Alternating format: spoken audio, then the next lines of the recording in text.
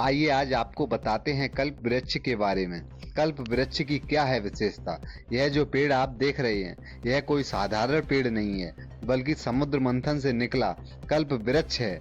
जी हाँ, वेद पुराणों के अनुसार कल्प वृक्ष एक पौराणिक वृक्ष है जो पौराणिक कथाओं के अनुसार इच्छाओं को पूरा करता है और इसे कल्पतरु, पराजिता या स्वर्गीय वृक्ष भी कहते हैं। इसके फल, पत्ते और जड़ों में औषधीय गुण होते हैं और यह भारतीय संस्कृति में आध्यात्मिक और धार्मिक महत्व रखता है। भारत में अनेक स्थानों पर इसके वृक्ष पाए जाते हैं और इसके विभिन्न रूपों में पवित्र माना जाता है। पुराणों के अनुसार समुद्र मंथन से जो 14 रत्न निकले थे, उनमें से एक रत्न कल्प वृक्ष भी था, जिसे इंद्र को दिया गया था।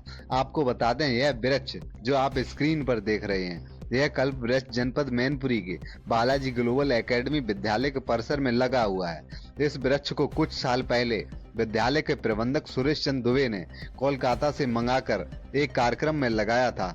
आपको बता दें, विद्यालय परिसर में एक भगवान बालाजी का और एक शिव जी का बहुत ही भव्य मंदिर भी बना हुआ है। उनका कहना है यह वृक्ष बहुत ही शुभ वृक्ष है। स्वर्ग लोक का यह वृक्ष हमारे विद्यालय में होना बहुत ही शुभ बात है।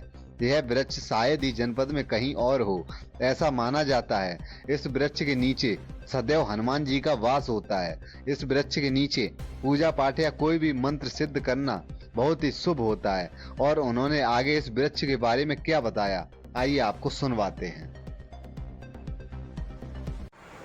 इस वृक्ष के, ये वृक्ष क्या, ये तो आप इस तरह समझिए, इसके नीचे बैठ के, इसकी छाया में बैठ के जो भक्त, जो साधक एकाग्र चित्त होकर के और आराधना करते हैं, निश्चय रूप से उनकी आराधना सफल होती है। ऐसा हमारे प्राणों में कहा गया है।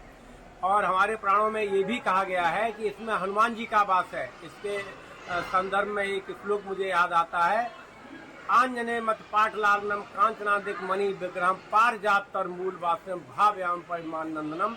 हमारे अंजनी सोच, जिनका स्वर्ण के समान शरीर का रंग है, ऐसे हमारे हनुमान जी इस पारिजात वृक्ष के मूल में निवास करते हैं। तो इस तरह से ये वृक्ष समुद्र मंथन से प्राप्त हुआ और फिर ये पृथ्वी पर आया विश्व कल्याण के लिए। बोलो पारिजात भगवान की जय।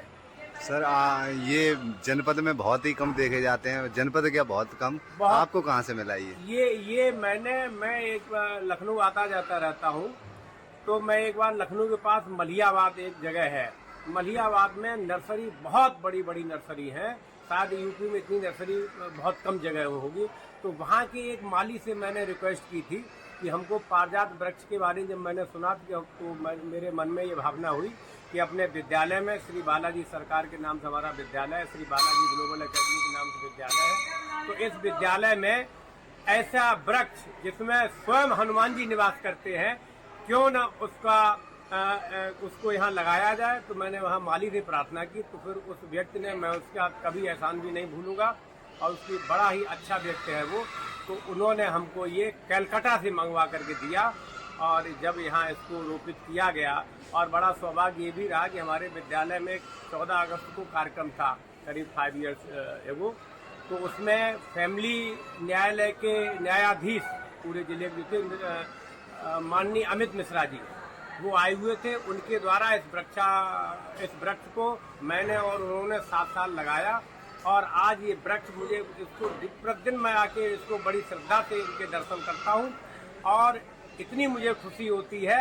लगाने के बाद एक दिन भी ऐसा नहीं लगा कि ये वृक्ष लगेगा कि नहीं लगा। जिस दिन लगाया उसी दिन से निरंतर अपने आकार को बढ़ाता हुआ, और बहुत ही सुंदर तरीके से ये वृक्ष सबको यहाँ पॉजिटिव एनर्जी देता है, और बहुत ही अच्छा लगता है वृक्ष को देखकर। बहुत कम, आपके उत्तर प्रदेश में ज्यादा से ज्यादा 5-6 जगह ये वृक्ष होंगे, पारिजात वृक्ष बहुत ही कम मिलता है। इसी वृक्ष का अभी जब ये हमारे यहाँ श्री राम मंदिर का शिलान्यास हुआ बनने का, उस समय हमारे प्रधानमंत्री ने, आप इसको सर्च करके देखिएगा, तो राम मंदिर परिसर में इस वृक्ष को लगाया है, पारिजात वृक्ष को भी, तो वहाँ राम मंदिर में भी लगाया गया है प्रधानमंत्री जी के द्वारा। तो इस वृक्ष की एक बड़ी पौराणिक कथा है, और ये विश्व कल्याण के लिए ऐसा मानते हैं कि जो इसके नीचे बैठ के आराधना करते हैं, उनकी आराधना निश्चित रूप से सफल होती है।